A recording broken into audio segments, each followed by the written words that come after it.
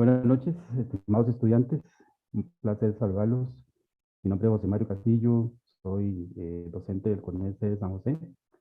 Y bueno, primero que todo quiero darle gracias al creador por darle la oportunidad de estar acá y podernos conectar en esta sesión. Darles a ustedes también las gracias por también conectarse.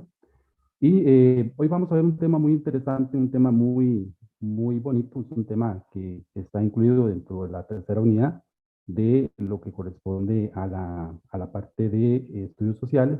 El tema refiere a la crisis económica de la década de los años de 1980, al modelo de promoción de exportaciones y la apertura comercial. El- la sesión la vamos a hacer así, les explico. Vamos a dividir la sesión en dos partes. Una primera parte donde vamos a referir y vamos a ver todos los factores, tanto internos como externos, que provocaron o incidieron obviamente en el origen de la crisis de 1980, con todas las repercusiones en diferentes ámbitos social, político, económico. Vamos a hacer luego una pausa, un repaso ahí con una actividad de repaso. Vamos a dar inicio luego a la segunda parte de la presentación, en la cual se va a ver todo lo que son los programas de ajuste estructural, la implementación de toda esta reestructuración del aparato estatal costarricense, las implicaciones o repercusiones que han tenido todos estos programas de ajuste en diferentes campos de la sociedad costarricense. Y vamos a ver también el proceso del modelo de promoción de exportaciones y finalizamos con todo lo que es en sí la apertura de la economía costarricense de acuerdo a lo que es el modelo neoliberal. Bueno, entonces vamos a dar inicio. Bien, para iniciar el tema vamos a ver algunas de las preguntas generadoras eh, para tener presente el abordaje propio del tema como tal. La primera pregunta, ¿cuál fue la causa de la transformación del Estado gestor o benefactor? ¿Cuáles fueron los principales factores internos y externos que propiciaron la crisis de 1980 en Costa Rica? ¿Cuáles fueron las consecuencias de la crisis económica de 1980 en la sociedad costarricense? ¿Y cuáles han sido las principales transformaciones en el Estado costarricense y el sistema político costarricense desde la década de 1980? La idea, estimado estudiante, es que al finalizar la presentación usted sea capaz de responder a cada una de estas interrogantes. Bien, antes de iniciar propiamente con la presentación como tal, es importante tener presente y comprender el significado de algunos conceptos relacionados con el abordaje del tema. En este caso, el primer concepto que tenemos que tener clarito es el Producto Interno Bruto. El Producto Interno Bruto corresponde al valor de los bienes y servicios finales producidos por un país durante un periodo de tiempo. Cuando me refiero a bienes finales, significa aquellos productos que el consumidor final compra. Este es uno de los indicadores más importantes en términos económicos, ya que si le preguntamos, por ejemplo, a algún analista en temas económicos cuál es el diagnóstico de la economía de un país, sin duda tomará en cuenta como referencia importante la evaluación del Producto Interno Bruto. Otro concepto importante que hay que tener presente es la balanza comercial. La balanza comercial es la comparación de las exportaciones e importaciones que realiza un país. Cuando las importaciones son superiores a las exportaciones, decimos que la balanza comercial es negativa. Otro concepto a tener presente y que posiblemente ustedes hayan escuchado es la inflación. La inflación es un incremento generalizado de los precios de los bienes y servicios y se refleja en la disminución del poder adquisitivo de las personas. Por último, otro concepto importante a tener presente es el déficit fiscal. El déficit fiscal corresponde a la diferencia entre el gasto público y los ingresos del Estado. En otras palabras, podríamos decir que un déficit fiscal se da cuando se gasta más de lo que se ingresa a la hacienda pública. Vamos a...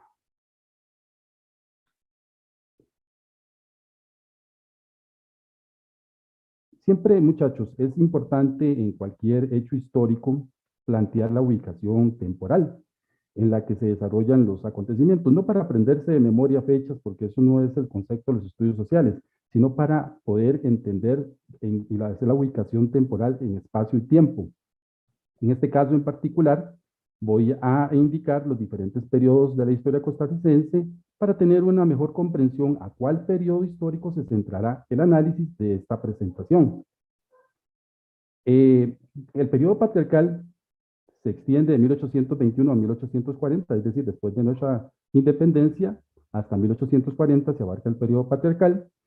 De 1840 a 1870 el periodo oligárquico. Posterior el periodo liberal, que se extiende de 1870 a 1940. Y el periodo desarrollista, en el caso del periodo desarrollista, que abarca de 1950 a 1980, se enmarca luego de finalizar la Guerra Civil de 1948.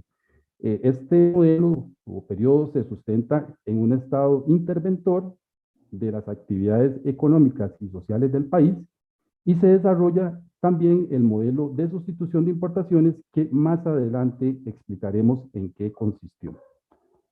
Por último, tenemos el periodo neoliberal, que abarca a partir de 1980 y hasta la actualidad, y corresponde propiamente al tema de análisis de esta presentación.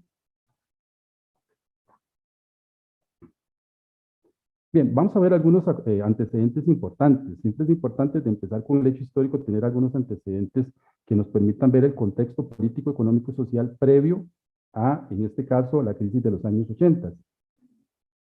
Desde 1950 se desarrolla un modelo ideológico basado en la socialdemocracia costarricense, con la visión de un estado de bienestar social e interventor de las actividades sociales y económicas del país. Por eso es que este periodo se le conoce como el de estado benefactor, gestor, desarrollista, interventor. También durante este periodo se implementa el modelo de desarrollo de sustitución de importaciones, que fue sugerido por la Comisión Económica para América Latina, CEPAL, y el cual promueve el fortalecimiento de la industrialización de la economía con el fin de que los países en vías de desarrollo, como el caso nuestro, produzcan lo que necesitan y dejen de importar o comprar tanto a otros países, siendo esta la principal meta de la implementación de este modelo económico para nuestro país, es decir, no depender tanto de la importación de los productos terminados, sino que nosotros los podamos producir aquí en el país. En la década de los años 70 está marcado por dos gobiernos liberacionistas consecutivos. De 1970 a 74, José Figueres Ferrer; de 1974 a 78, Daniel Oduber. En este periodo, de estos dos periodos consecutivos liberacionistas, se dio una mayor intervención del Estado y se empezó a crear una serie de empresas estatales por medio de la creación de la Corporación Costarricense de Desarrollo, CODESA, creada en 1972, que condujo a la creación de lo que nosotros vamos a llamar el Estado empresario. El Estado empresario buscaba una mayor participación del Estado en la actividad económica. Sin embargo, generó algo contraproducente. Esto representa principalmente un aumento de las instituciones del Estado y por tanto se engrosa la planilla, dando como resultado un incremento del gasto que se intenta compensar en forma errónea a través del endeudamiento externo e interno, lo cual, por supuesto, va a repercutir en un enorme déficit fiscal durante la crisis económica de los años 80.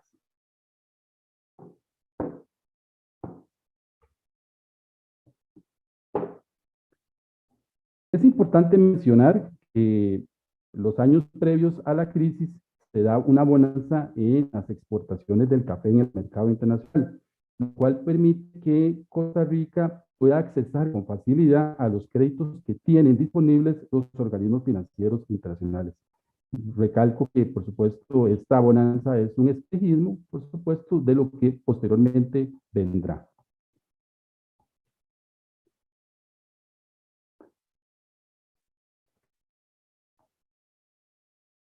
El presidente electo que estuvo al frente de la conducción del país durante la crisis de los años de 1980 fue el licenciado Rodrigo Carazo Odio, quien llegó al poder precedido por dos gobiernos consecutivos de liberación nacional, como ya lo mencioné anteriormente, y cuyo mandato se extendió de 1978 a 1982.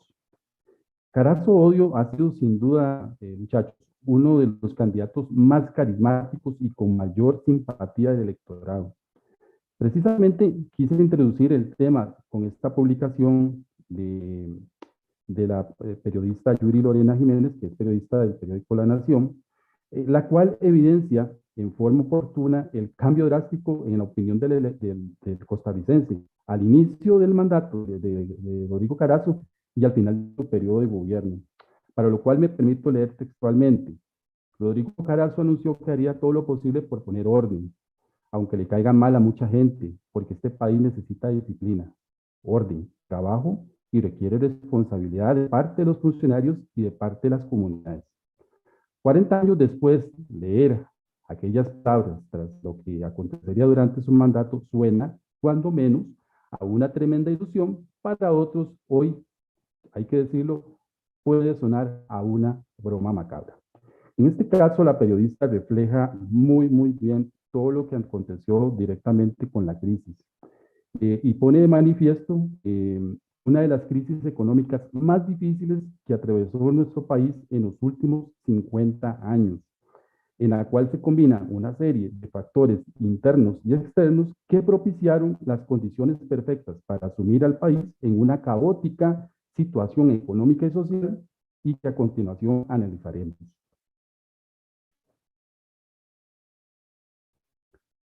Algunos de los factores más importantes de la crisis tenemos el mal manejo, el manejo desordenado de las finanzas públicas. En este caso, se da un creciente endeudamiento externo que no fue dirigido a proyectos rentables. El endeudamiento no es malo siempre y cuando sea debidamente planificado y este financiamiento exterior se utilice para invertir en el país y producir nuevos bienes y servicios. Y con esto se pueda lograr capitalizar la inversión y obtener utilidades, es decir, ganancias. Para la época de los años 80, el endeudamiento externo de Costa Rica estaba poco ligado a lo que son proyectos que permitieran recuperar la inversión. Es decir, que fueran rentables en algunos indicadores tales como salud, educación, infraestructura, etcétera. Esto que fue todo lo contrario. Se adquirió deuda para pagar los gastos del gobierno y las importaciones excesivas. Algunas consecuencias negativas del endeudamiento mal planificado son, por ejemplo, la imposibilidad de obtener nuevos créditos, en este caso por parte de los organismos financieros internacionales, el crecimiento descontrolado de la inflación, el aumento del déficit fiscal, lo cual repercute, por supuesto, en un empobrecimiento de la población y un deterioro generalizado de las condiciones de la población. Y esto fue precisamente lo que se dio en nuestro país. Esto, precisamente en la administración Carazo y en este periodo propiamente, en el cual se da un manejo inadecuado de las políticas económicas tomadas, va a llevar al Estado costarricense a final de 1980 a la incapacidad para poder pagar sus cuentas con los organismos financieros internacionales y por tanto a declararse en estado de moratoria, es decir, no poder pagar la deuda, ¿verdad? En este caso. Bien, comparto con ustedes este gráfico de lo que es la evolución de la deuda política de 1970 a 1980. Ustedes pueden visualizar, estimados estudiantes, cómo desde 1970 y entrada la crisis, a partir del año 1977-78, que es cuando da inicio la crisis como tal, empieza a generarse una inflación bastante importante hasta tener su pico más alto en el año de 1980, alcanzando un 40%. El dato importante aquí, para resaltar un poco esta parte, en 1977 la deuda externa de Costa Rica era de 833 millones y aumenta en 1981 y 1982 a 2.900 y 3.500 millones respectivamente.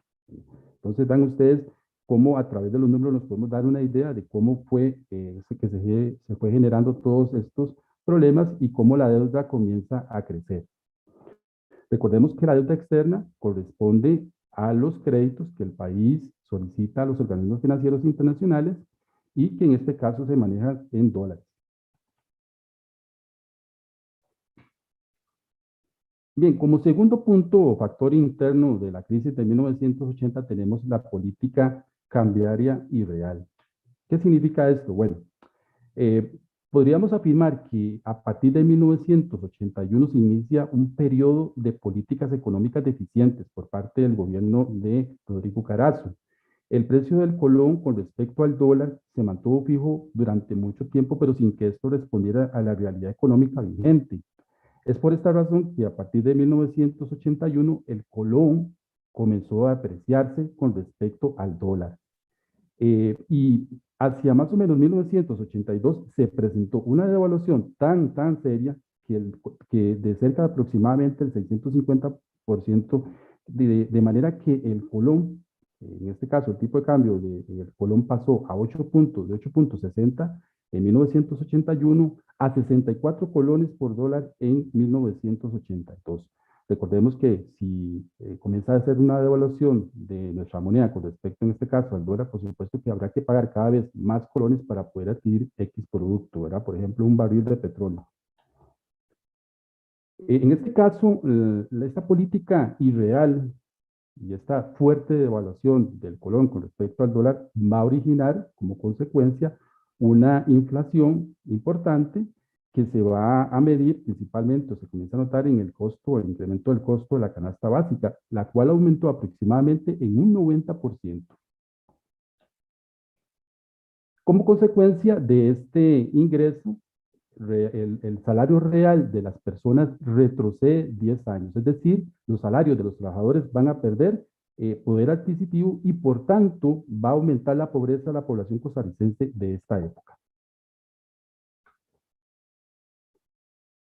Bien, aquí tenemos otro gráfico que refleja un poquito, para que ustedes lo puedan visualizar, el porcentaje de inflación de Costa Rica en referencia de 1977 a 1984 y como en el gráfico anterior ustedes pueden visualizar, estimados estudiantes, como a partir de 1982 es cuando se da el pico más alto de inflación con un 90.2, ¿verdad? Luego después se fue bajando hasta 1984 con la entrada en vigencia de los programas de ajuste estructural. El dato importante acá, como les decía anteriormente, que el tipo de cambio del colón con respecto al dólar hacia 1982 pasó de 8.60 a 64 colones por dólar. Siguiendo con los factores internos de la crisis, tenemos ahora el agotamiento del modelo económico.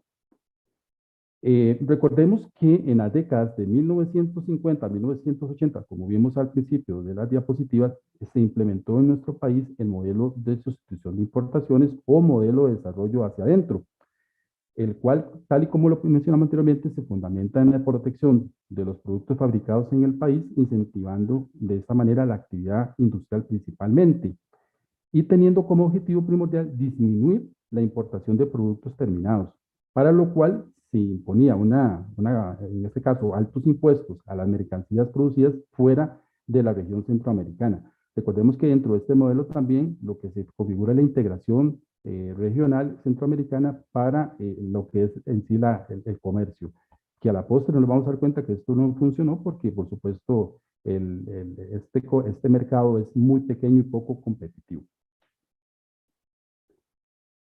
Sin embargo, este modelo va a fracasar y entre otras razones, por supuesto, podríamos mencionar ese excesivo proteccionismo estatal que se da durante el Estado interventor, también el limitado y poco competitivo mercado centroamericano, como ya se los mencioné, que aproximadamente se reduce en un 50%, y también al crecimiento del aparato estatal, lo cual va a generar un aumento en el gasto. Recuerden que durante el Estado empresario, que ya les expliqué anteriormente, se crean una serie de instituciones estatales que van a engrosar, en este caso, el aparato estatal y, por supuesto, la planilla, y esto va a repercutir en un aumento del gasto. Es decir, se tiene que pagar más el Estado por tener una cantidad de funcionarios mayor, por supuesto, por cada una de las instituciones que se van creando.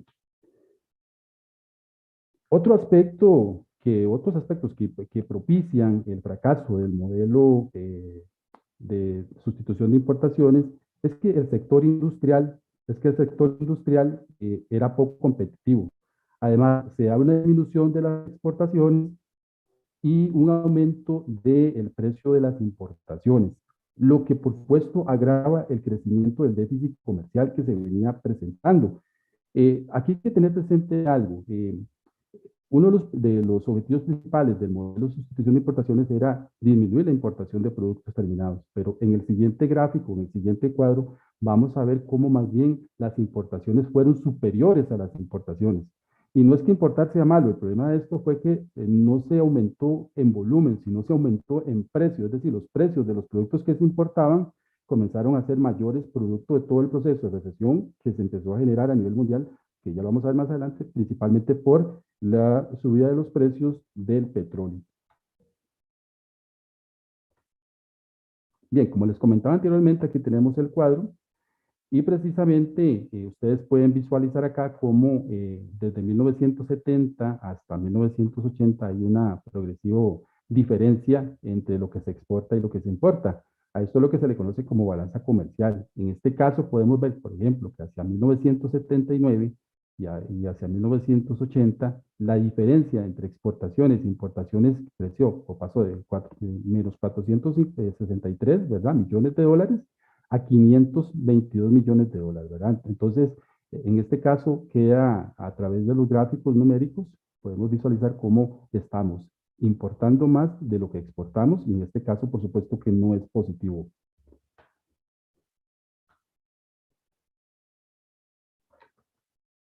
Bien, ahora veremos algunos de los factores externos, porque como se los mencioné anteriormente, para poder explicar el fenómeno de la crisis desde los años de 1980, no se puede explicar simplemente con una sola causa. Hay una variedad de causas y factores. Ya vimos los internos, ahora veremos los externos. La recesión mundial a causa del aumento de los precios de los hidrocarburos. Precisamente eso es un tema de los más importantes porque a veces pensamos que la recesión en nuestro país en 1980 solamente se produce en Costa Rica y no, esto fue un proceso que se generalizó en todo el mundo. Y precisamente esa recesión mundial fue producida por el aumento de los precios del petróleo.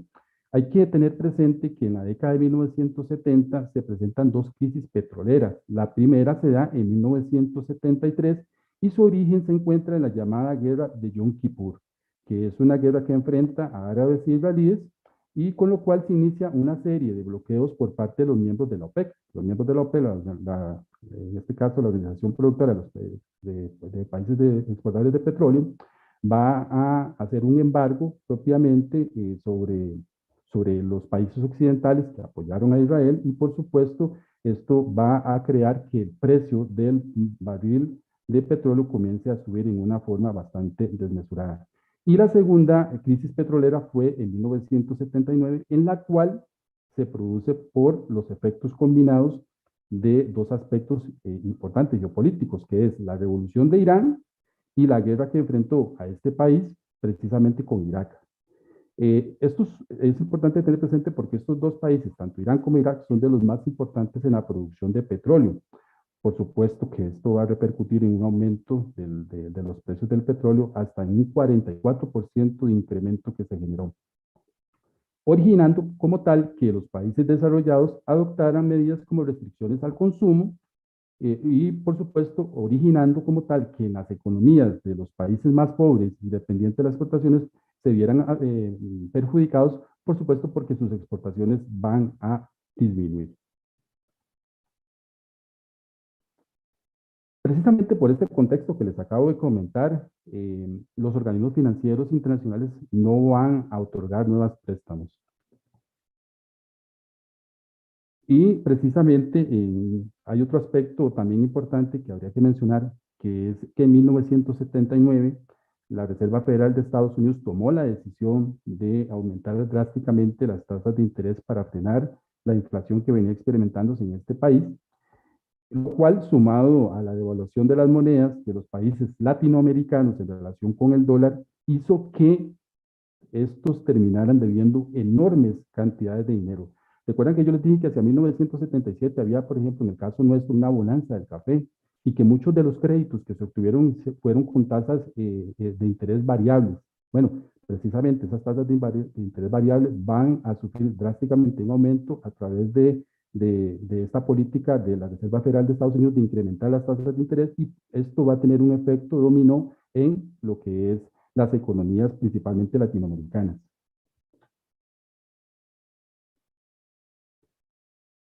La recuperación de las economías europeas y japonesas, en este caso la sobreoferta mundial como tal y la disminución de los productos agrícolas, va a tener un origen en un aspecto económico importante, porque las economías europeas y japonesas, después de la Segunda Guerra Mundial, van a producir una sobreoferta en el mercado mundial, es decir, recuperan y comienzan a producir. Recordemos que prácticamente desde finalizó la Segunda Guerra Mundial en 1945, Estados Unidos es la principal potencia comercial, es la que está produciendo prácticamente todo, pero precisamente la recuperación de los países europeos y Japón comienzan a producir y a poner una oferta importante de productos en el mercado mundial, y en este caso el ritmo de la producción va a superar a la capacidad de compra en estos mercados. En el caso de Costa Rica, específicamente, muchachos, el efecto de nuestra economía fue doble. Imagínense ustedes, por un lado, se da una baja en el precio de las exportaciones, es decir, exportamos menos y nos compramos menos, y por supuesto a un precio menor, y hay también, y por otro lado, se da un aumento de los bienes y servicios importados, pagando precios mayores, ¿verdad? Que eso fue un aspecto importante. La crisis política centroamericana propulsa el deterioro comercial regional. Por último, podríamos mencionar desde el punto de vista geopolítico que la crisis política que atravesaron los países centroamericanos en la década de 1970 y 1980, en los cuales prácticamente todos, a excepción de Costa Rica, se encontraban con guerras civiles, y esto va a incrementar, por supuesto, el deterioro del comercio regional, que ya de por sí era poco competitivo y muy pequeño. Bien, después de ver estos factores, tanto internos como externos, podemos darles una idea de todo el contexto, principalmente económico y político y social, que estaba vigente en ese momento, y vemos que la crisis no obedece a un solo factor, ¿verdad? Como pasa siempre en un hecho histórico, hay una variedad de aspectos que todos se, se relacionan y van a originar, en este caso, a desencadenar una de las peores crisis que recuerde en el caso, por ejemplo, en nuestro país. Vamos a ver ahora, muchachos, algunas de las principales consecuencias de la crisis en el país, tanto en el ámbito económico, político y social.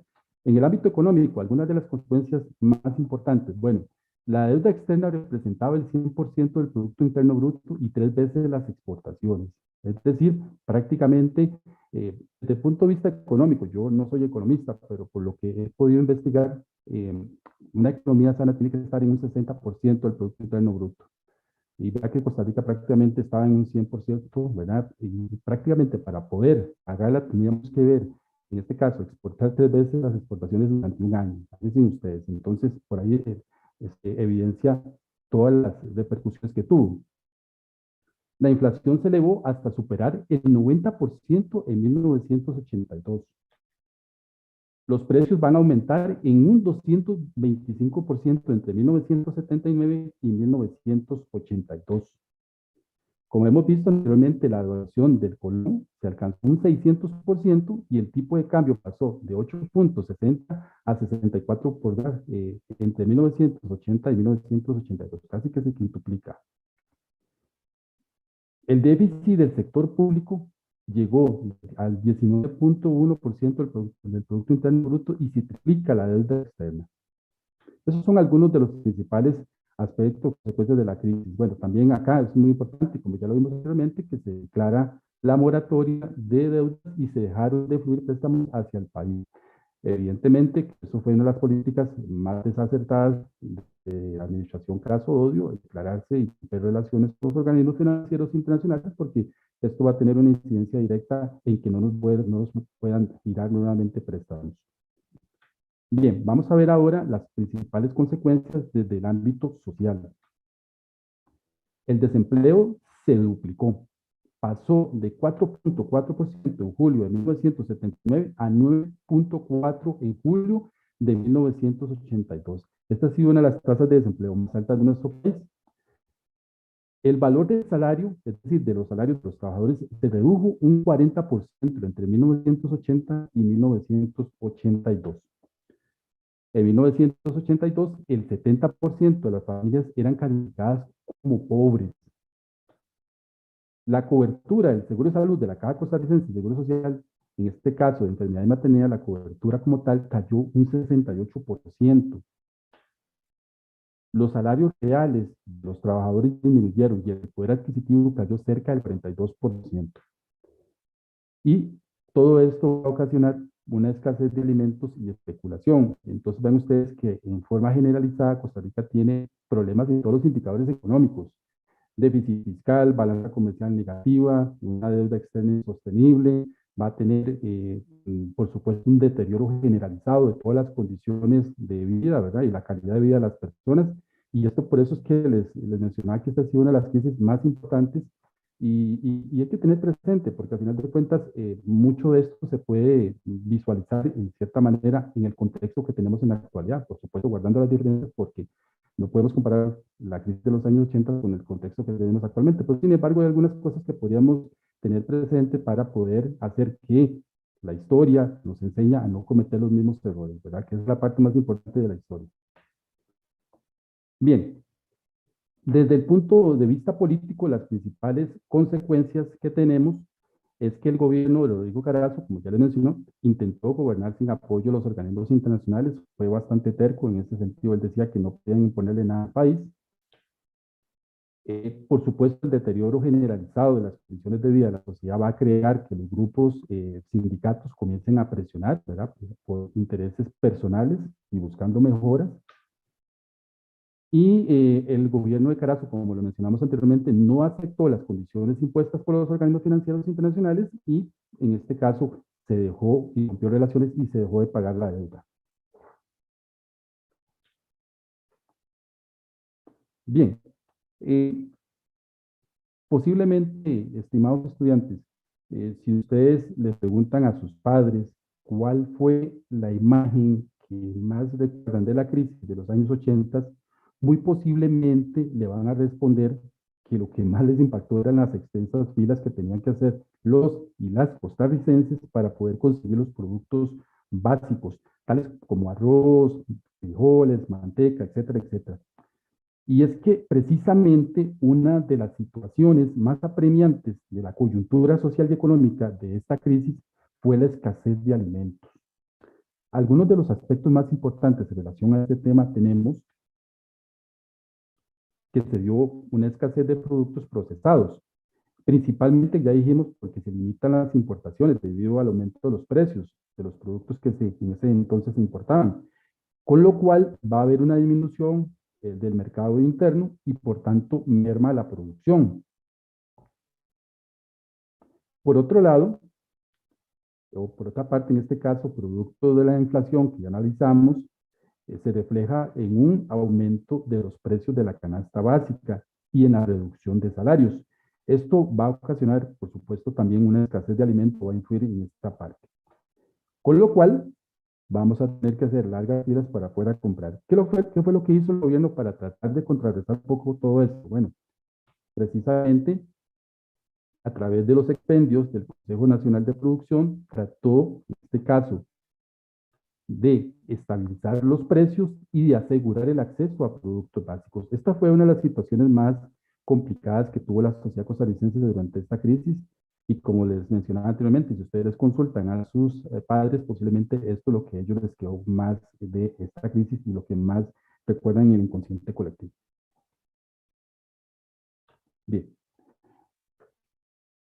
quise anotar acá, muchachos, algunas imágenes importantes en relación con la crisis, porque a veces pensamos que la historia es como un cuento, ¿verdad? Que no existió. Pero bueno, estas imágenes son tomadas del diario La Nación de esos años y ustedes pueden ver algunos de los títulos más importantes que reflejan un poco la coyuntura que se vivió durante este periodo, ¿verdad? Entonces, para que ustedes puedan visualizar que esto fue real y que si ustedes los preguntan a sus padres, les van a contar muchísimas historias de esta crisis. Bien, Aquí terminamos la primera parte. Vamos, como les decía al principio, esta primera parte la vamos a hacer una actividad, vamos a hacer un repaso para ver qué ustedes lograron inferir y ojalá puedan participar.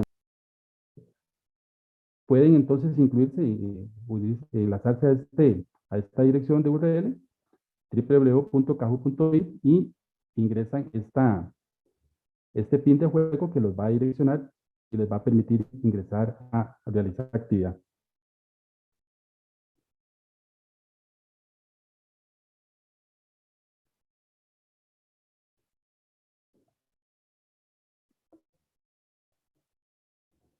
Ok, ya tenemos un participante por ahí. Tenemos a Eva. Vamos a dar un chancecito más para que ingresen más estudiantes.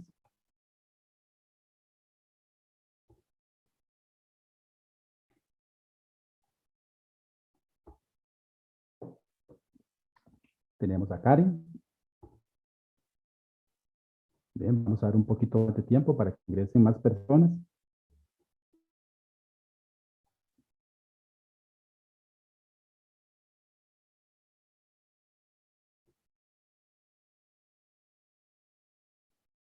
Bueno, solo tenemos 2 personas. No sé si, por favor, muchachos, si gustan, pueden participar. Ustedes, tal vez los compañeros que están haciendo la gestión desde la UNED me dicen cuánto tiempo es prudencial dar. Bueno, ahí tenemos a Marco también que ingresó. Vamos a dar un tiempito más.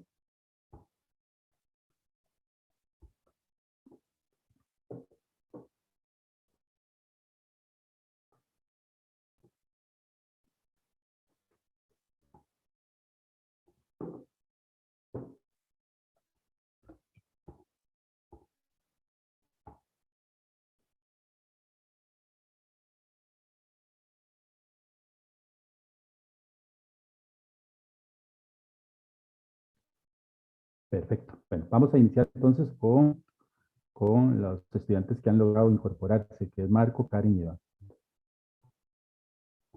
Muy bien, muchachos. Esta primera pregunta son 4 preguntitas de selección única y ustedes van a responder. Tienen 30 segundos para responder. La primera pregunta, una posible causa externa de la crisis de 1980 en Costa Rica se encuentra en opción.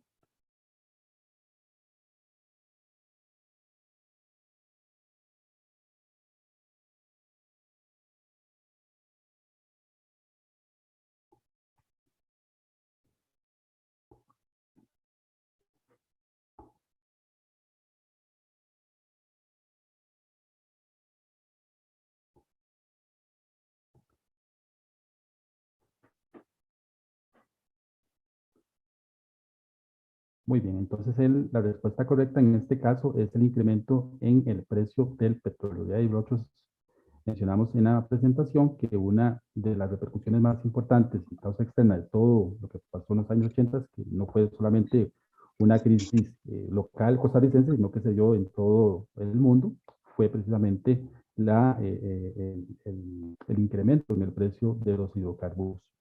Vamos con la siguiente pregunta. Muy bien, ahí va ganando Marco entonces. Vamos a ver con la siguiente pregunta. ¿Cuál de las siguientes opciones corresponde a la causa interna de la crisis de 1980? Causa interna.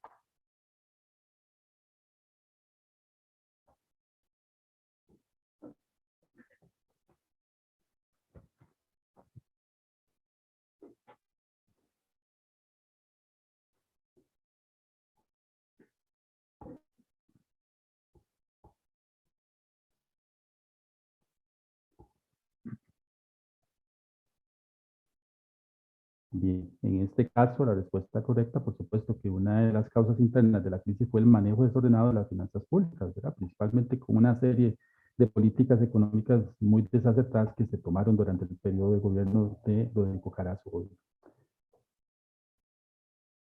Bien, aquí entonces va liderando Liz ahora, entonces, la tabla. Vamos con la siguiente pregunta. Número 3. Una consecuencia de la crisis de 1980 en Costa Rica se encuentra en la opción.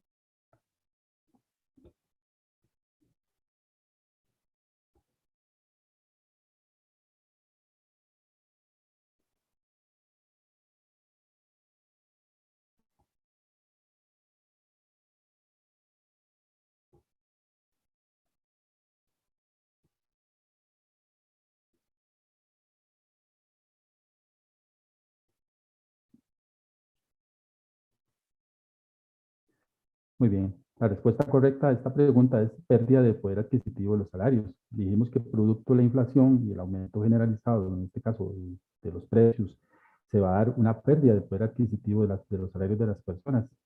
Y entonces la respuesta correcta es precisamente esta. Bien, esta fue la respuesta, ¿de acuerdo? Ok, va liderando entonces Liz con 1614 puntos. Vamos a la siguiente y última pregunta.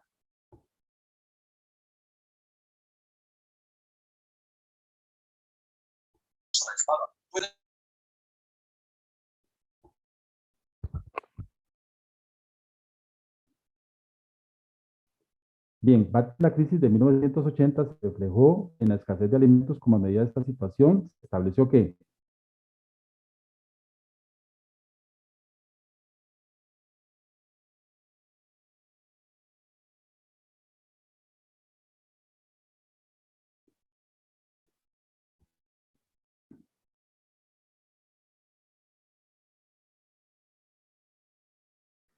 bien, en este caso, la respuesta correcta entonces es que con los expendios del Consejo Nacional de Producción se pretendió el acceso a productos básicos. Bien, este repaso entonces quedó de la siguiente manera. Okay. Karen quedó en tercer lugar, Marco quedó en segundo y Liz fue la que ganó, quedó en primer lugar con 2.474. Al final de cuentas, recuerden ustedes que esto es un juego, muchachos. Aquí no es competencia de nada y estamos aprendiendo.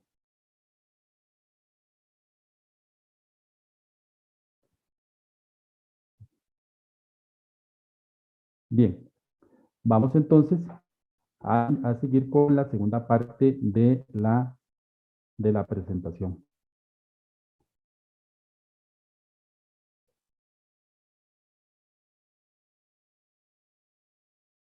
¿Okay? Bien,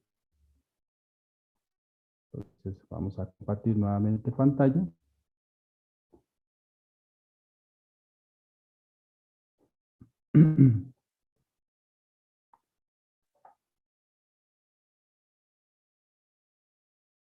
Vamos a ver acá.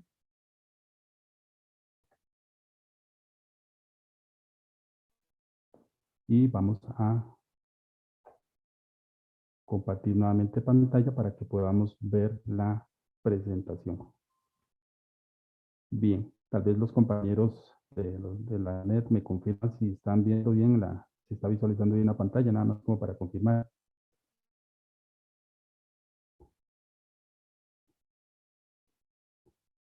Perfecto.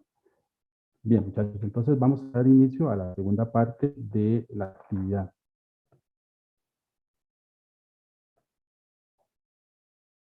Bien, nosotros mencionamos precisamente, o vimos todos los factores, tanto internos como externos, que incidieron en la crisis económica de 1980 y vimos toda la caótica situación que provocó a nivel social, todo repercutió en las condiciones de vida de las personas.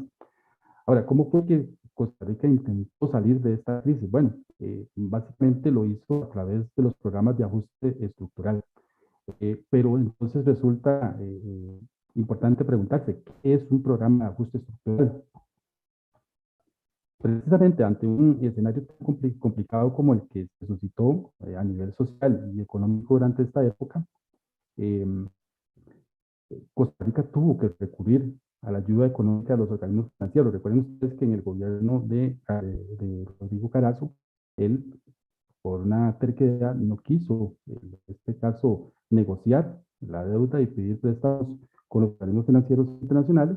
Una vez que él termina su periodo de gobierno, lo va a sustituir Luis Alberto Monge y él inicia un proceso de negociación de la deuda y precisamente a través de los programas de ajuste estructural es lo que se va a permitir el financiamiento nuevamente de créditos por parte de los organismos financieros internacionales y comenzar a aplicar una reestructuración del Estado. Entonces, vamos a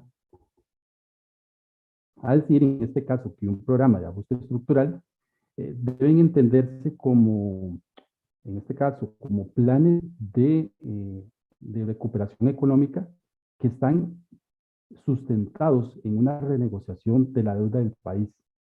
Y principalmente lo que se trata de hacer es transformar este dinero que se invierte en áreas prioritarias, principalmente en una reconversión industrial y agrícola. En estos casos, entonces, en este caso, en los programas de ajuste estructural, vamos a entender que son ciertos elementos que imponen los organismos financieros internacionales a cambio de que nosotros podamos ser sujetos de crédito nuevamente. Como les decía anteriormente, le correspondió en este caso a Luis Alberto Monge Álvarez, que fue presidente de Costa Rica de 1982 a 1986, iniciar con este proceso de negociación e implementación de todas las disposiciones que se incluyeron en este caso en el primer país. De esta manera, se vio obligado a implementar durante su periodo de gobierno una serie de políticas de reestructuración del Estado para poder ser sujeto, como les decía anteriormente, nuevamente de crédito, y a través de esto se crea una reestructuración del Estado, inicia, por decirlo así, un nuevo modelo de Estado cimentado principalmente en la ideología neoliberal, la cual tiene como premisa precisamente fortalecer el libre comercio y disminuir el proteccionismo estatal que se había dado durante el Estado gestor. Bien, algunas de las características de los PAES son los siguientes. Están inmersos en el proceso de globalización, ¿verdad? Es parte de toda esa liberalización de la economía. Se sustentan o se orientan fundamentalmente en la ideología neoliberal. Recordemos que la ideología neoliberal tiene como premisa principal fortalecer, en este caso, el libre mercado y limitar un poco el proteccionismo estatal, es decir, que el Estado no participe tanto en las actividades sociales y económicas. En este caso también buscan lograr una mayor eficiencia en el sector público, hacer que el sector público sea más eficiente. Para eso se trata de hacer o de aplicar la privatización de empresas del Estado. ¿Qué significa eso? ¿Qué significa privatización? Vender empresas del Estado al sector privado. Por supuesto, fomentar, incentivar la inversión extranjera, y el objetivo principal que tienen estos programas es eliminar el problema de la deuda externa, haciendo ajustes en la economía y, por supuesto, que los países puedan ser más competitivos a nivel económico y dispongan de los recursos necesarios para poder hacer los pagos correspondientes de deuda. Bien, en Costa Rica se giraron tres programas de ajuste estructural. El primer PAE se firma precisamente en el gobierno de Luis Alberto Monge, como se los mencioné anteriormente, y se suscribe, en este caso, un préstamo con el Banco Mundial por 80 millones de dólares en 1985, y el objetivo principal de este primer PAE se centró básicamente en eliminar los obstáculos y entrabamientos que impedían la producción, hacer que el mercado fuera un poco más competitivo y tratar de buscar nuevos mercados al cual introducir o vender nuestros productos y tratar de generar más fuentes de empleo. Precisamente algunas de las medidas a implementar más importantes durante este primer PAE, recuerdo que este es el PAE que se firma y se implementa en el gobierno de Luis Alberto Monge. Las medidas más importantes que tenemos es diversificar la producción a través de productos no tradicionales. Esto es un tema importantísimo de explicar porque Costa Rica siempre mantuvo una gran dependencia de los productos tradicionales. ¿Cuáles son los productos tradicionales de nuestra economía? Café y banano. Al ser tan dependientes de solamente dos productos, eso nos dejaba muy abiertos a los vaivenes de la economía mundial y por supuesto que alguna mala cosecha, alguna crisis como la que pasó, por ejemplo, en estos años, va a incidir notablemente en un deterioro de la economía y por supuesto las condiciones de vida de las personas. Entonces, la idea era diversificar la producción, crear mayor cantidad de productos que se pudieran vender. Otro aspecto importante es reducir, en este caso, los impuestos de importación y eliminar los impuestos como tal a los productos no tradicionales para tratar precisamente de incentivar esa producción de productos no tradicionales. Otro aspecto importante fue congelar el empleo público. Es decir, yo les decía, por ejemplo, anteriormente que el crecimiento del Estado generó un Estado burocrático, lo que nosotros llamamos un Estado burocrático, que es crecer enormemente en planilla y, por supuesto, incremento del gasto. Entonces, se congela el empleo público para tratar de sostener esa parte. Otro aspecto importante, se inicia lo que es el proceso de venta de las empresas estatales ligadas a CODESA. ¿Recuerdan ustedes que se habían creado durante el Estado empresario? Bueno, esas instituciones se comienzan a vender y pasan al sector privado. También se da una reducción del gasto público, que es algo importantísimo, y se estableció un sistema de mini devaluaciones del dólar. Otro aspecto que tal vez no está anotado hoy, pero tal vez es importante, también se estableció que el impuesto de ventas que estaba vigente en ese entonces pasara de un 8 a un 10%. Bien, el segundo PAE precisamente se, se da en la administración áreas. Se firma, en este caso, se gestiona en la administración áreas y una parte también se aplica en esta administración. En este caso, se obtiene préstamos en 1989 con el Banco Mundial por 100 millones y también en este caso, Japón, por 100 millones de dólares. Algunas de las medidas más importantes a implementar durante este programa de ajuste estructural son las siguientes. Se profundiza la apertura comercial, es decir, lo que se inició en el PAE 1 se trata de profundizar e implementar con mayor fuerza en el PAE 2. Hay una apertura a la banca privada. Recuerden ustedes que durante el Estado gestor se hizo la nacionalización de la banca, es decir, prácticamente solo habían bancos estatales. Bueno, con la apertura de la banca privada se permite también que existan bancos privados, lo que es la generalización de cuentas corrientes y etcétera. En este caso, lo que va a originar es que, como estamos en la actualidad, exista una banca mixta.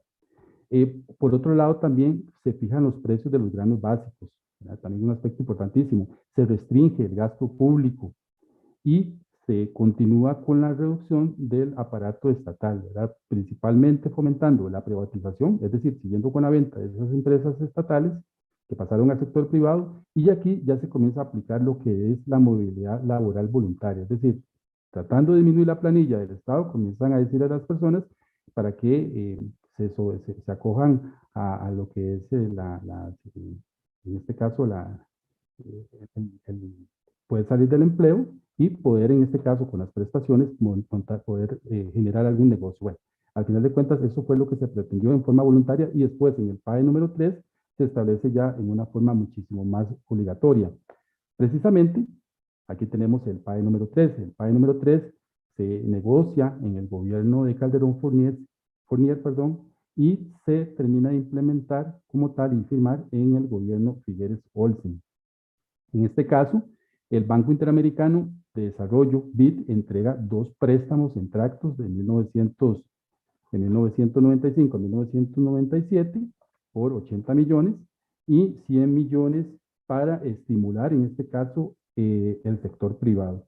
Algunas de las medidas más importantes implementadas durante este programa de ajuste estructural número 3 son las siguientes: promover un mejor crecimiento económico, aplicar los programas de movilidad laboral ya prácticamente casi que en forma obligatoria, fortalecer la inversión privada, es decir, en este caso tratando de lo que es también la inversión extranjera, la apertura de monopolios estatales, ¿ya? Principalmente, vean ustedes que hoy tenemos algo que se dio, que es la apertura, por ejemplo, de las telecomunicaciones, la apertura de los seguros. Hoy ya no tenemos empresas estatales con monopolios, al menos en estos campos, sino que tenemos compitiendo con empresas extranjeras.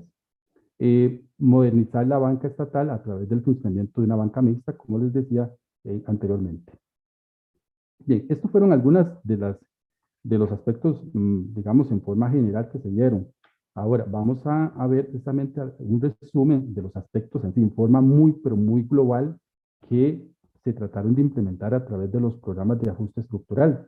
Como les decía anteriormente, fomentar las exportaciones de productos no tradicionales. Para ello se implementa el modelo de desarrollo económico denominado promoción de las exportaciones, que vamos a explicar más adelante para no adelantarme. También se trató de desarrollar nuevas fuentes de ingresos, principalmente en este caso para no depender absolutamente la exportación de café y el banano, porque al final de cuentas esa es parte de la diversificación de la economía y parte del modelo de promoción de exportaciones. También, ya vimos, se busca reducir el gasto público principalmente a través de dos aspectos fundamentales, que es la reducción del tamaño del Estado con la privatización o venta de instituciones al sector privado y también con la movilidad laboral, ¿verdad? Que entonces, principalmente para disminuir la planilla del Estado. Y por otro lado, también reducir el proteccionismo estatal, ¿verdad? De esta manera, por ejemplo, en la reducción del gasto público, muchachos, algunas de las empresas que se venden al sector privado, podemos mencionar Fertica, Sempasa, Capsa, Transmesa, Lunasa, que en otrora eran empresas estatales, pero que posteriormente pasaron al sector privado. Bien, vamos a continuar. Vamos a explicar un poquito en qué consiste el modelo de la promoción de las exportaciones como modelo económico, que ya dijimos que es el modelo de desarrollo económico que se implementa a través de los programas de ajuste estructural y que es el que está prácticamente vigente desde 1980. Eh, Ampliar la oferta agrícola con la introducción de nuevos productos. Y tal y como lo mencioné anteriormente, con la implementación de los PAES se introduce este nuevo modelo de desarrollo y este modelo se sustenta principalmente en la promoción de las exportaciones. De ahí que, por ejemplo, en el caso del gobierno de Luis Alberto Monge, se hiciera popular el eslogan "Volvamos a la tierra", que era el eslogan que estaba vigente en ese entonces. Algunas de las características más importantes de este modelo son las siguientes. Principalmente ofrecer estímulos, incentivos fiscales y crediticios a los nuevos productos. ¿Para qué? Para que se fomente esos productos no tradicionales, la producción y comercialización y exportación de esos productos no tradicionales. Y como les mencioné también anteriormente, no depender tanto de la exportación de productos tradicionales como el café y el banano, que nos hacen sumamente dependientes de los vaivenes del mercado internacional. eh, Muy bien, en este caso la idea no era dejar de producir los productos tradicionales, sino más bien hacer una oferta más amplia de los productos que se pudieran comercializar y exportar. Y para ello se hizo necesario la búsqueda de nuevos mercados. Recuerden ustedes que el modelo de sustitución de importaciones que se generó de 1950 a 1980 prácticamente se enfrascó o se centró en el mercado centroamericano, que no funcionó por ser un mercado muy poco competitivo y muy pequeño. Bueno, la promoción de las exportaciones busca ampliar esta gama de mercados nuevos. Por eso es que ustedes ven que hoy tenemos tantos tratados de libre comercio con diferentes países, por ejemplo, el mercado asiático, el mercado norteamericano, el mercado suramericano, europeo, etcétera, etcétera, porque la idea es buscar nuevos mercados a los cuales se puedan direccionar la exportación y comercialización de estos productos. Bien, dentro de los productos no tradicionales que exporta Costa Rica o que ha incursionado Costa Rica con el modelo de promoción de exportaciones, tenemos los siguientes. En el caso, por ejemplo, de las flores, eh, algunas, por ejemplo, rosas, helechos, crisantemos, son algunas de las que se exportan. Por ejemplo, en el caso de las frutas, por ejemplo, manzanas, cítricos, papaya, mango, piña, entre otros. Los tubérculos también es otro producto que se comercializa, por ejemplo, como la yuca, como el ñame, como el tiquisque, vegetales también como chayotes, palmito, ayote, etcétera, etcétera. Entonces, ustedes pueden ver que la gama de exportación al mercado internacional es muchísimo más amplia a la que teníamos en el estado, en el modelo de sustitución de importaciones. Y por supuesto, uno de los más importantes es el desarrollo del turismo, ¿verdad? Que ha sido uno de los principales servicios que generan divisas al país. Bien, vamos a analizar ahora cuál ha sido el impacto. Ya vimos todo lo que originaron los programas de ajuste estructural, todo lo que representó la reestructuración, las imposiciones que nos hicieron los organismos financieros internacionales y que nosotros tuvimos que aceptar para tratar de paliar y salir un poco de la crisis que estábamos sumidos. Bueno, pero evidentemente al hacer tantas transformaciones, esto va a generar un impacto, una repercusión directa a nivel social. Bueno, vamos a ver algunos indicadores importantes y vamos a explicar estos aspectos. Por ejemplo, en el tema de salud, eh, tiene algunos indicadores satisfactorios desde que se implementaron los PAES. Por ejemplo, poca desnutrición, disminución de la mortalidad infantil. Costa Rica, a pesar de ser un país, perdón, que no es desarrollado como tal, sino que es un país en vías de desarrollo, tiene indicadores en el tema de salud propios de un país desarrollado, ¿verdad? También en este caso, uno de los problemas principales que tiene, que se acentuó principalmente después de 1980, es los problemas de infraestructura y equipamiento. Y eso lo vemos, por ejemplo, hoy, ¿verdad? Cómo a veces la Caja Costarricense de Seguro Social tiene que hacer algunos esfuerzos importantes para tratar de crear más infraestructura y equipar de mejor manera los hospitales y clínicas y de hay una reducción en el gasto público en la salud, y esto es un tema generalizado no solamente en la salud, sino prácticamente en todos los demás campos, porque uno de los aspectos principales de los PAES es tratar de solventar la deuda externa. Costa Rica lo que genera en su economía principalmente va dirigido al pago de la deuda externa. Entonces queda menos dinero disponible para invertir en temas de bien social, salud, educación, ¿verdad? Vivienda, etcétera, etcétera. Uno de los aspectos en esto, como les decía también, la poca inversión en temas de salud, principalmente preventiva, ha hecho que reaparezcan algunas enfermedades que se consideraban como erradicadas, como el dengue, ¿verdad? Por ejemplo, como en este caso también el chikungunya, por decirles algo, la malaria, pueden ser algunas enfermedades que se consideran erradicadas y que pues obviamente hemos tenido también algunos brotes importantes que se han generado en los últimos años. En el campo de la educación, ¿cuál ha sido el impacto de los programas de ajuste estructural en la educación? Bueno, algunos aspectos positivos, bueno, el incremento de la cobertura en la educación preescolar, que eso se empezó a dar con los PAES. También el programa de fortalecimiento, en este caso, de informática de inglés. Pero en este caso también se presentan problemas y, por supuesto, desafíos. ¿Como cuáles? Como la deserción, ¿verdad? La deserción es uno de los problemas más importantes que tiene la educación y, por supuesto, el bajo rendimiento. Nosotros como país se invierte mucho dinero, aproximadamente un 8% del Producto Interno Bruto, y a veces la calidad de la educación no es tal como se invierte, ¿verdad? Entonces es un aspecto que también representa un desafío. Hay una deficiente infraestructura, principalmente en las zonas periféricas, en las zonas rurales, y por supuesto sí se da una brecha importante entre la educación pública y privada, principalmente en infraestructura, ¿verdad? Y todo lo que es material didáctico. Otro aspecto importante es lo que hablamos y que repercute es la calidad en la educación pública, ¿verdad? Bien, otro indicador importante del impacto de los PAES en nuestra sociedad es en el desempleo. La disminución del empleo se empezó a generalizar, en este caso, a partir de 1980. Lo cierto del caso es que los salarios han disminuido y hay un aumento del empleo informal. Este es uno de los indicadores que ha crecido más alarmantemente porque si lo vemos hoy, la tasa de desempleo es bastante alta, y no tanto por la pandemia, porque incluso antes de la pandemia ya se venía arrastrando porcentajes importantes de desempleo.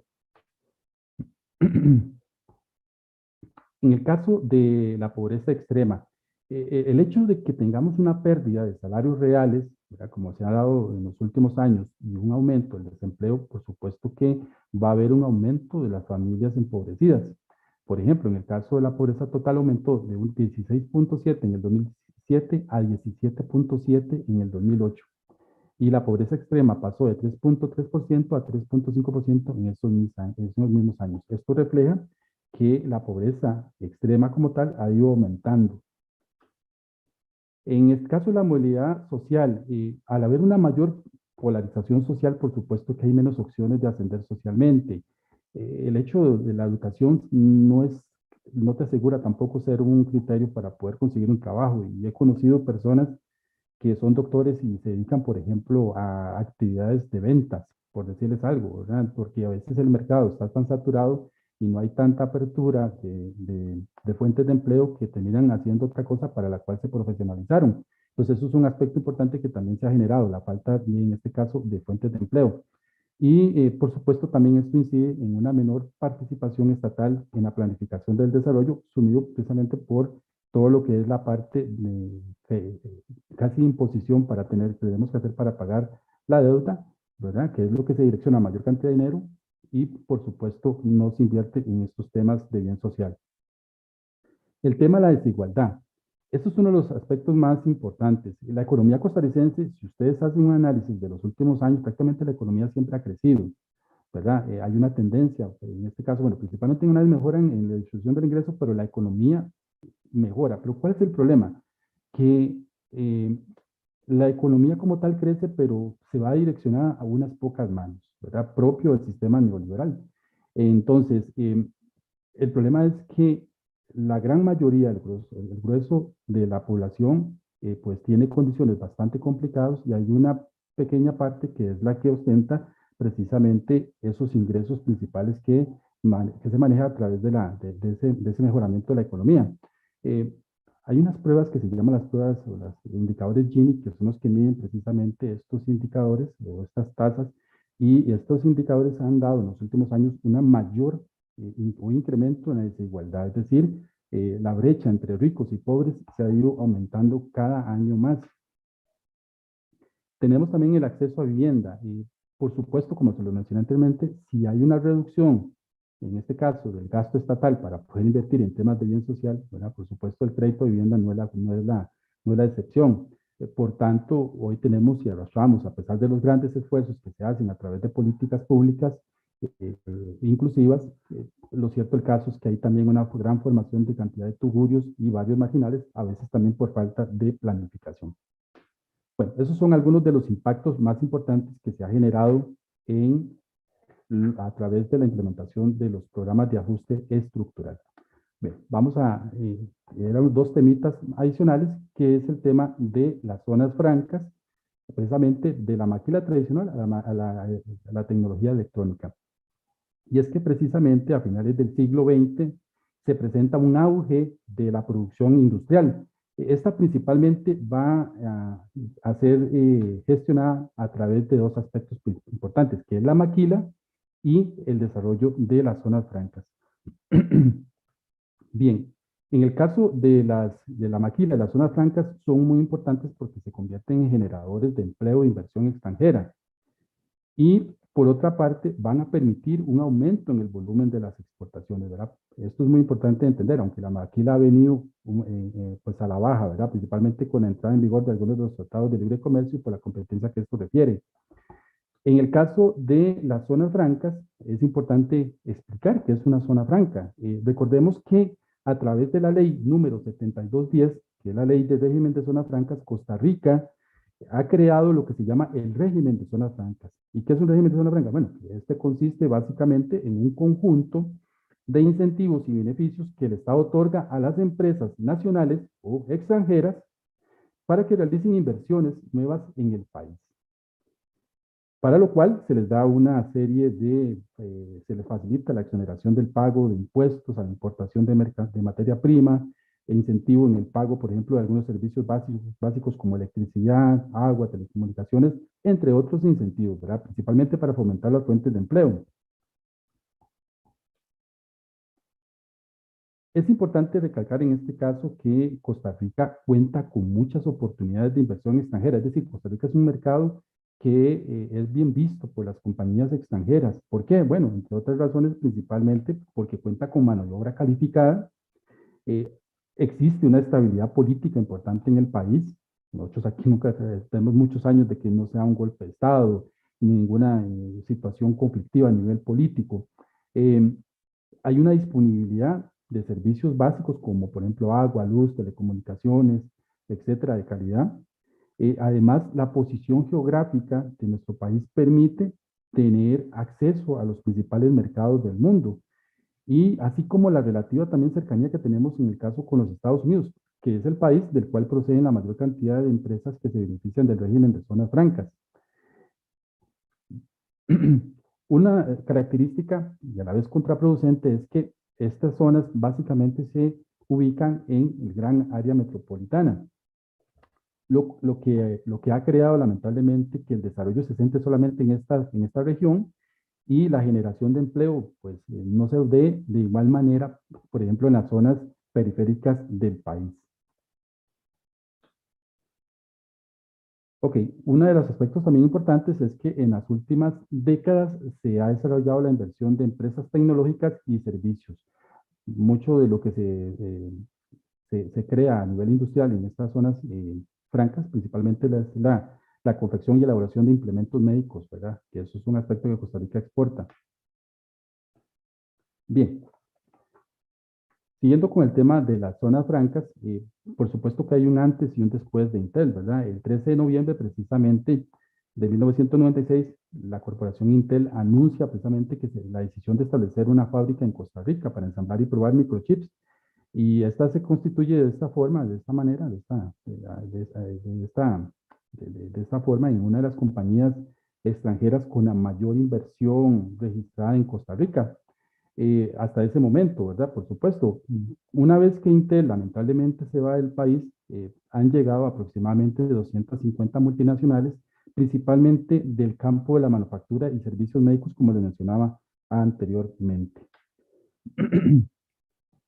Como parte del desarrollo del régimen de zonas francas en nuestro país a nivel, por ejemplo, físico, pues hemos podido observar cómo, por ejemplo, ha cambiado el paisaje. En algunos alrededores del aeropuerto Juan Santa María, que estaba cubierto por los pastos, ¿verdad? Principalmente dieron paso a la creación de zonas industriales, principalmente, ¿verdad? Para las actividades comerciales y de servicios. Y como parte también del desarrollo de la infraestructura comunicativa en el país, se ha incentivado la llegada del centro de atención del cliente, principalmente con la creación o la llegada de muchas empresas que han aprovechado la infraestructura interna desarrollada por el ICE y también la calidad educativa. De esta manera, ustedes ven que hay una gran cantidad actualmente de lo que nosotros llamamos de atención al cliente, lo que más popularmente se llama call center, ¿verdad? Que aproximadamente en la actualidad generan empleo para aproximadamente 55,000 personas, ¿verdad? Siendo bastantes fuentes de empleo. Bien, ya para más o menos ir finalizando el tema, muchachos, vamos a ver un poco sobre lo que es la liberalización económica. Recordemos que precisamente con la implementación de los PAES a partir de los años de 1982 en adelante, 85 en adelante con Luis Alberto Monge, eh, se crea un nuevo modelo de Estado con una nueva orientación ideológica, ¿verdad? Con un nuevo modelo económico y por supuesto principalmente está centrado en algo, ¿verdad? Lo que es el libre comercio y liberalizar la economía costarricense. Eh, Como parte en este caso, ¿verdad? De lo que es en sí la implementación también de los PAES. Algunas de las características más importantes de este proceso de apertura o liberalización económica tenemos los siguientes. Costa Rica debe abrirse, en este caso, a esta liberalización económica y paulatinamente renunciar al proteccionismo estatal, ¿verdad? Lo cual ha traído, por supuesto, una serie de conflictos, principalmente con los sindicatos, por todas las situaciones que esto refiere, ¿verdad? Un cambio en todo el estado de bienestar social que se giraba o se daba en el estado gestor, cambiar a unas políticas donde el Estado pues participa cada vez menos en temas sociales y económicos. Desde 1995, precisamente con la creación de la Organización Mundial de Comercio, que es una organización supranacional, que es la que dirige todo el comercio internacional, precisamente se ha tratado de fomentar esta liberalización. Para esto se ha tratado de establecer los famosos tratados de libre comercio, que lo vamos a ver en la diapositiva que sigue, para conocer en ciertos beneficios de forma mutua entre los países para tratar de incentivar el comercio y mejorar y hacer más fluida la economía. Y todo esto, como parte, se lo mencioné, la ideología neoliberal que lo que trata o privilegia es el libre mercado por encima del proteccionismo estatal. Bien, aquí tenemos la Organización Mundial de Comercio, que es, como les decía anteriormente, es la que se encarga de establecer todas esas normas globales que rigen el comercio entre los países. Y la principal función, precisamente es eso, garantizar que todo el comercio internacional se dé de una forma totalmente fluida, con total libertad, ¿verdad? Basados en el capitalismo económico y tratando de que pues, se dé de la forma más fluida y en aras de mejorar, por supuesto, y hacer más incentivo las transacciones económicas y comerciales de los diferentes países. Bien, para finalizar el tema, vamos a explicar qué es un tratado de libre comercio, porque es un tema que nosotros escuchamos mucho en los diferentes medios de comunicación, televisión, radio, lo vemos en los periódicos. Pero, ¿qué es un tratado de libre comercio? Bueno, un tratado de libre comercio es un acuerdo comercial bilateral, es decir, entre dos países, o multilateral, que puede ser integración de varios países, que suscriben precisamente para dar una concesión de preferencias arancelarias. ¿Qué son los aranceles? Recuerden que son los impuestos que se cobran en la entrada de los productos, ¿verdad? Precisamente en aduanas. Y que la idea de esto es tratar de eliminar esas trabas arancelarias y, por supuesto, con con el fin objetivo de mejorar lo que es la comercialización de los bienes y servicios que se generan entre los países. Bien, esto lo que hace principalmente es integrar regiones económicas para aumentar el comercio y lograr un aumento de la economía, como se los mencionaba hace un momento. En este caso, ustedes pueden ver, por ejemplo, en el caso de Costa Rica tenemos tratados de libre comercio con muchísimos países, por ejemplo, Canadá, China, México, Chile, Colombia, Singapur, uno de los más conflictivos e importantes, Estados Unidos, Centroamérica y República Dominicana, el CAFTA, ¿verdad? Que recuerdan ustedes que incluso tuvimos que recurrir a un referéndum para poder decidir si lo aprobamos o no. Bien, para finalizar, conclusiones muy generales del tema. Primero, Costa Rica, vimos, se enfrenta a una crisis económica a inicios de los años 80, ¿verdad? La cual está causada o referenciada por una serie de factores, tanto internos y externos, que en conjunto, ¿verdad? Van a ocasionar una de las situaciones más importantes, ¿verdad? Y dentro de estas destacan, por supuesto, el mal manejo de las finanzas públicas por parte de los gobiernos de turno costarricense y, por supuesto, en este caso, el aumento de los precios del petróleo como factor externo. Eh, Toda esta crisis va a repercutir, va a influir directamente en un desmejoramiento generalizado de las condiciones de vida de los costarricenses, ¿verdad? Donde vamos a ver situaciones de escasez de alimentos, desempleo, vamos a ver, por supuesto, pobreza, etcétera, etcétera. Para salir de la crisis, el Estado tiene que, a partir de 1982, cambia su modelo ideológico a uno neoliberal y se da una reorientación del modelo económico, ¿verdad? Principalmente a través de la implementación de los programas de ajuste estructural, que como ya vimos son programas prácticamente de imposición de los organismos financieros internacionales para tratar de reestructurar nuestra economía y ser sujetos de crédito.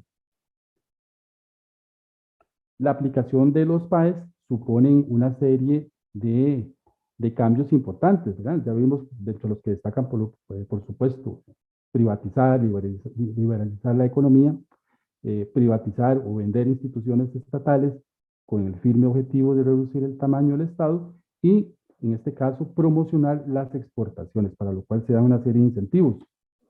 Y por último, podríamos mencionar que en general la aplicación del nuevo modelo económico no ha logrado erradicar los problemas socioeconómicos del país y, en cierto modo, en algunos indicadores, ha incrementado, por el contrario, la desigualdad social, la pobreza extrema y el desempleo, y no lo digo yo, lo dicen los informes del Estado de la Nación, ¿verdad? Bien, muchísimas gracias por su atención, estimados estudiantes.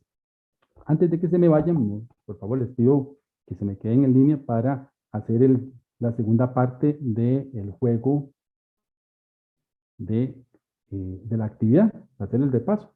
Entonces, vamos a poner por acá. Voy a abrir, denme un momentito nada más.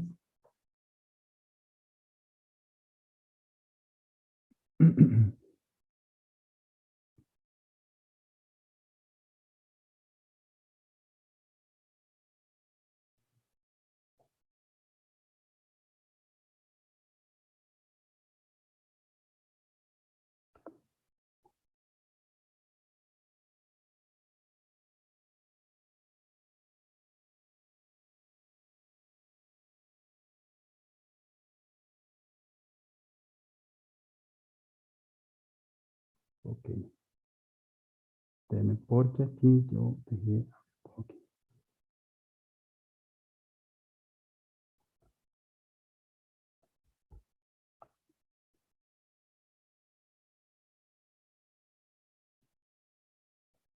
ok, tal vez ahí los compañeros me confirman si están viendo.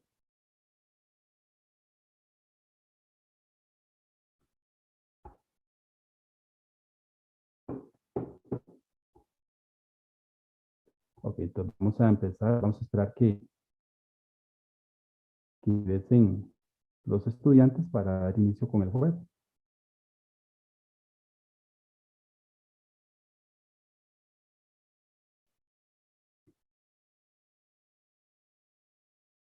Ok, ya tenemos a dos personas. Vamos a dar tiempito adicional para que se conecten, ingresen más estudiantes.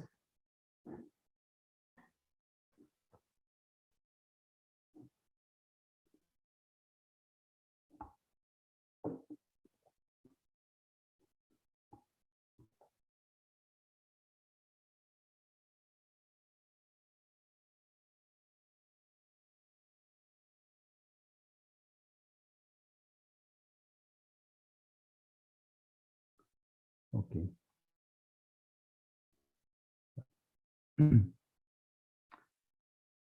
Bueno, los compañeros me avisan si, si inicio la actividad con los que están o le damos un chancecito adicional.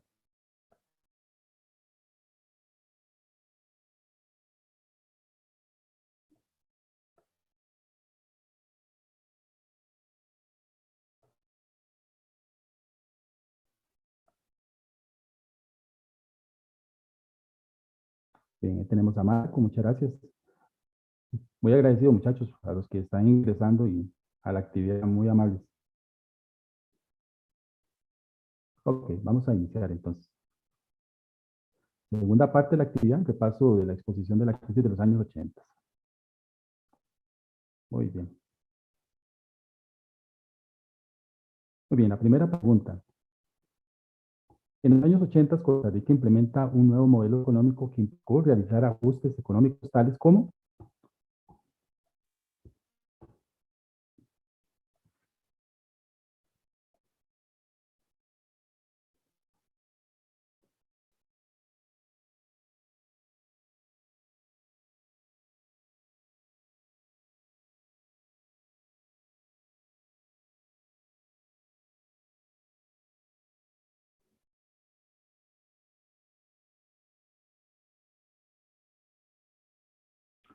Muy bien, uno de los aspectos más importantes vimos que fue la venta de las instituciones del Estado con el primer objetivo de disminuir el gasto. Bien, vamos a la siguiente pregunta. En este caso, vamos a ver cómo quedó la tabla de posiciones. Bueno, ahí la pegó. Vamos a ver la siguiente pregunta. Pregunta número 2. Como parte de los programas de ajuste estructural, Costa Rica desarrolló el modelo de promoción de las exportaciones, el cual pretende.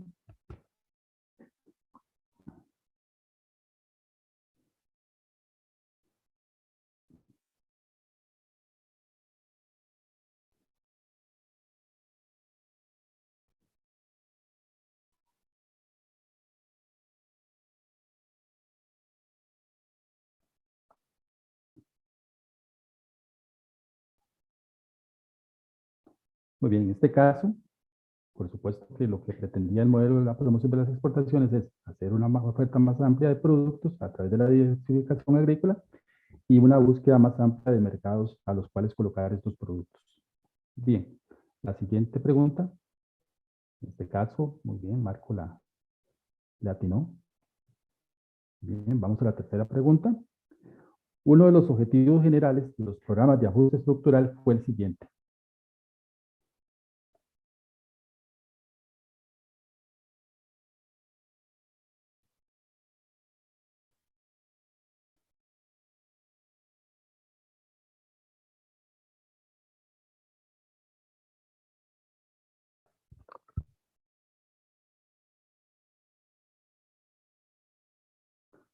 En este caso, la respuesta correcta es disminuir las funciones del Estado y los gastos, ¿verdad? Principalmente.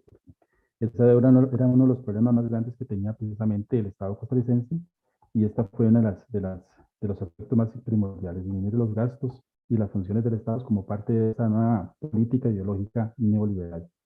Bien, vamos a la cuarta y última pregunta. Muy bien, Alba la respondió correctamente. Bien, un objetivo de la implementación de los programas de ajuste estructural fue la reducción del tamaño del Estado, para lo cual se aplicó.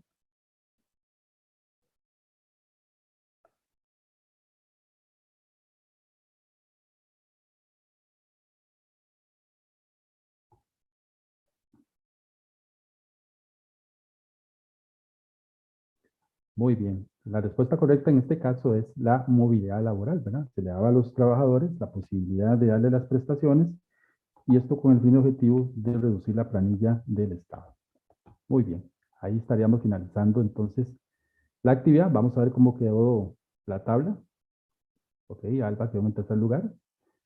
Liz quedó en el segundo. Y en el primer lugar quedó Marco. Perfecto, muchachos. Igualmente les agradezco y todos son ganadores, ¿verdad? Por estar asistiendo. Muchísimas gracias. Ok, muy bien, vamos a poner por acá.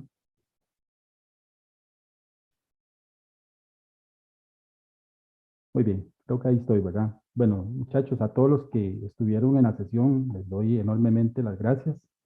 Espero que la presentación les sea de utilidad, ¿verdad? Principalmente para la tercera evaluación. Bueno, que la idea era para hacerla la próxima semana. Por las situaciones que se presentaron, pues las fechas del programa se variaron. Pero bueno, ahí queda grabada también, ¿verdad? Ustedes pueden disponer del material en cualquier momento. Igualmente también estoy para servirles, si tuvieran alguna duda. Pero muy agradecido y que hayan estado y que Dios me los bendiga muchísimo, que pasen un lindo fin de semana y muy agradecido también con los compañeros de la UNED, a Evelyn, a Paola, a otro compañero. Muchísimas gracias, les agradezco un montón por toda la colaboración y para mí ha sido un verdadero placer. Muchísimas gracias y que pasen una hermosa noche. Que Dios los bendiga.